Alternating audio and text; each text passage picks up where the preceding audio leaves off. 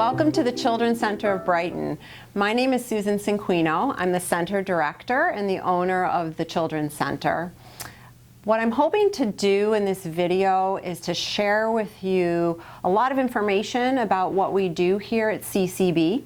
I want you to see our beautiful facility, and I want you to learn about the program that we offer to the children that we care for. Before we do our tour and I walk you through some of those things, I want to talk to you a little bit about the background and the history of the center, because I think it's really significant. My parents are the original founders of the Children's Center of Brighton. Back in the day, 50 plus years ago, we started as a small babysitting service actually in the basement of our home. My siblings and I grew up with children running around. We had many more siblings than the actual four of us. And as childcare became licensed and became a thing, my parents were winning all kinds of awards for providing excellent care. They had an opportunity to build this facility and to move into a larger space, and did that with great ease. What we kept true to a large center is what we loved most about taking care of children in our home. And that is partnering with parents, really caring about the families of the children that we care for, and meeting the individual needs of the children and going that extra mile. So kind of an extended family concept. We consider the Children's Center of Brighton a big family. We work very hard to build community, and we do that in a whole bunch of different ways, which I'll share with you today.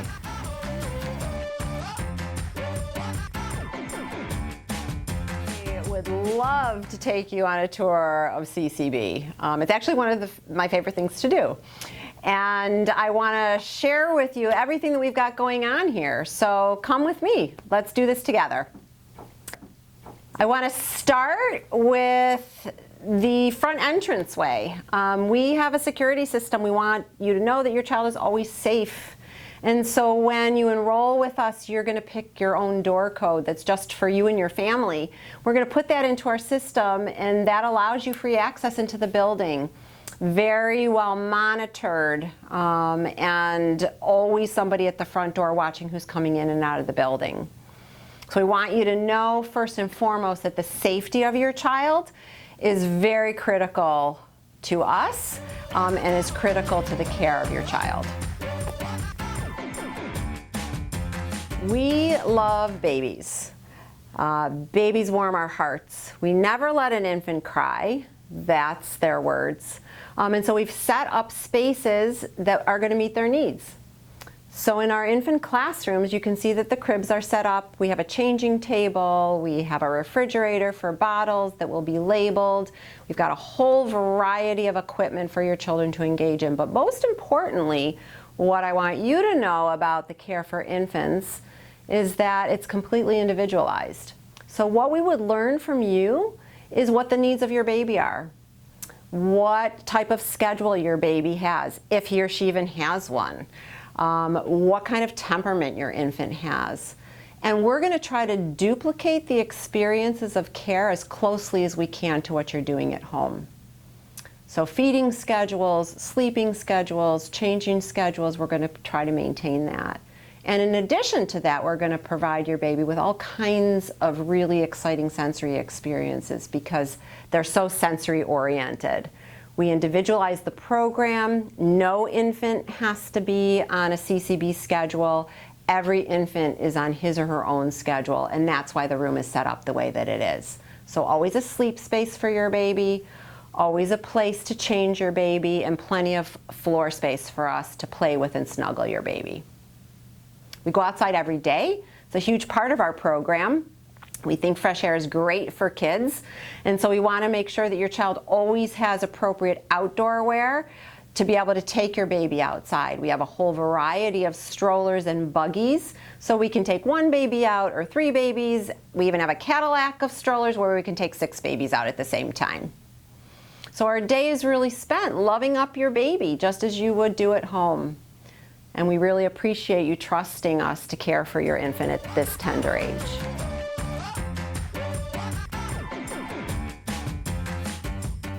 As your children move into toddlerhood, they will naturally gravitate to a more common schedule, and so we're able to intentionally plan more group experiences. Those would be specific activities that meet our curriculum, but also the daily kinds of tasks like eating together, singing together, going outside together.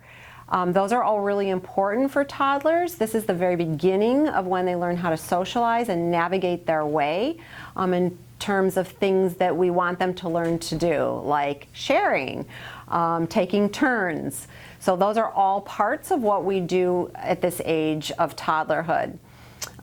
We work very heavily at this age on language development and on independent self-help skills. So you'll notice in a toddler room that everything is very low. The tables are low, the chairs are low. We have little teeny tiny potties so children can access them. Their hand washing sink is low because we want children to be able to explore and to be able to experiment in their space with things that are the right size for them so they won't become frustrated. What you'll see in a toddler room, and this is true as children get older, are different interest areas. So now the space is divided into very intentional areas like a quiet space, a building space, a dramatic play space, a math and science space, an art area.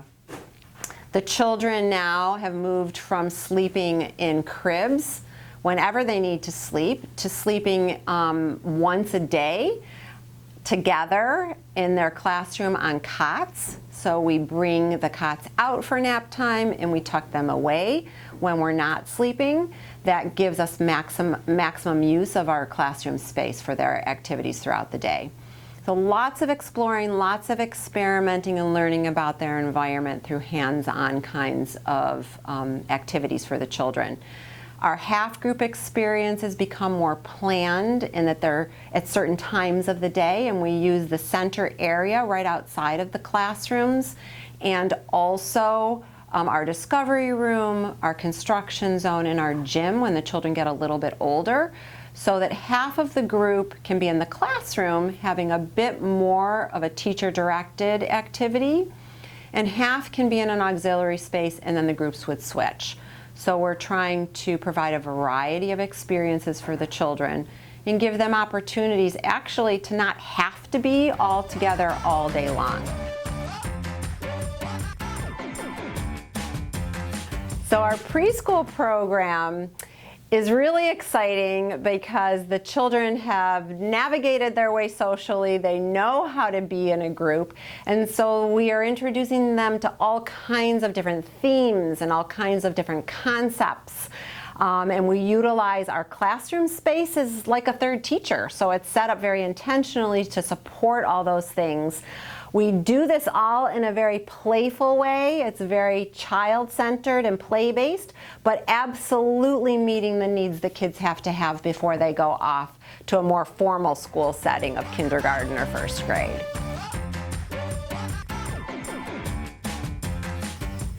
We are very lucky here at the center to have some talented people who do specialties with your children. We have a music teacher who comes once a week and brings her guitar and sings songs with the children, soothes our babies by just singing with them. We have a gym teacher who works with the children on eye-hand coordination and muscle movement and cooperative games. He also does baby yoga with our little ones. We have an art teacher who's very much focused on the process of creating rather than the product of the end result. And for our older children, we have an outdoor ed specialist who's really getting the children interested in the great outdoors and Mother Nature.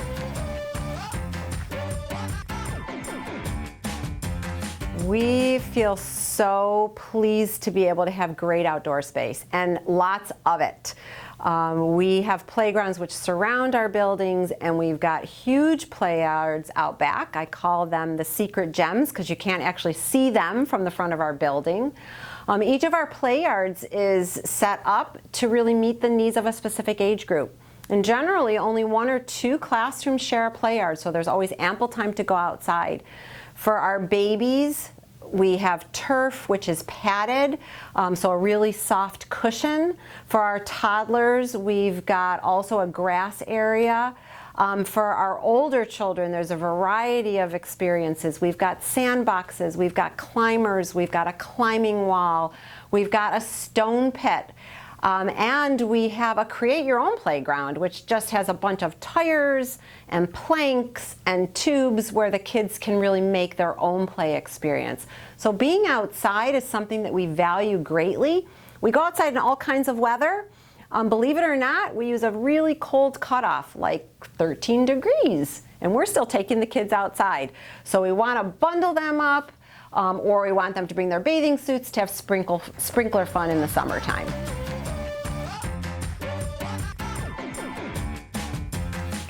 So beyond the classroom spaces and our play yard spaces, we have a whole variety of additional spaces that our teaching staff can take the children into. We call these auxiliary spaces, and at various ages, certain spaces are available for children. So we have a discovery room focusing on math and science, all done through play. We have a building space. We have 2 gyms, one in our smaller building and one in our larger building. We have an infant area, just as a special play space for our infants. We have a library and we have an art room, all spaces that children can enter into in half groups with their teachers, with one of their teachers. One of the things that makes the Children's Center unique is our staffing. So there are always 2 teachers in every classroom. We use a co-teacher model because we want both teachers to have equal contact with you and partnership with you. And because we are a big family, we've got lots of extra people here who aren't really extra. These are people who are integral and integrated into your child's day. We have a whole team called floater teachers who support the classrooms, and we have coordinators who oversee every age group as an additional person who can support the classrooms, support you, and support your child. So as a big family, we're all working together in the best interest of your child every day. Let me tell you about our curriculum. We have a developmental curriculum. We focus on children's social development, their self-help skills, their language development, their cognitive development, and their motor skills. And this starts from babies and goes all the way up through our older preschoolers. The teachers provide very intentional activities to support each of these areas at every age of your child.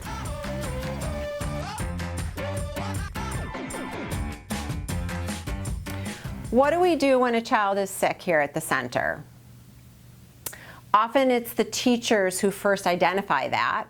Our nurse is going to come into the space and observe your child, take a temp, look at what's going on, and communicate with you about what she's observing.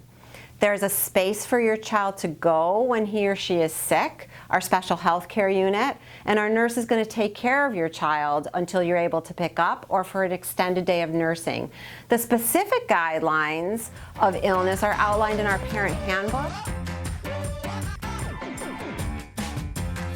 There are a few questions that most parents want to know when they tour with me, so I'm going to answer those for you right now. The first one is often, how long are staff at the center for? Our staff, some of them have been here for 30 years. I would say our average is between 2 and 5 years, but our goal always is to provide continuity of care for your children, and so we're very committed to working with our staff in doing that. What are our hours? The hours of the center are from 7:30 to 5:30. We do have a half hour, 7 to 7:30 at the beginning of the day, and also 5:30 to 6 that are add-on programs that you are welcome to enroll in. When is the center closed? We are closed for 7 legal holidays. Those would be typical to the calendar. In addition, we're always closed the first week of July. That's for staff vacation, and that's when our year turns over, and 2 professional growth days. Do we serve the children food? Definitely. We love to eat here at the center, and we have 2 cooks who provide our food service. All of our food is prepared here, right at the center. It's all homemade, additive and preservative free, nothing with nuts or nut products. Can we accommodate children with allergies? This is something that's become more prevalent to us, and we feel very equipped to handle that. Where a child has many allergies, we may call a meeting between our cook and you and the coordinator to learn the best nutritious options for your child. But very definitely we have a whole protocol for dealing with children with not only food allergies, but other serious allergies. Are you welcome at the center? Of course.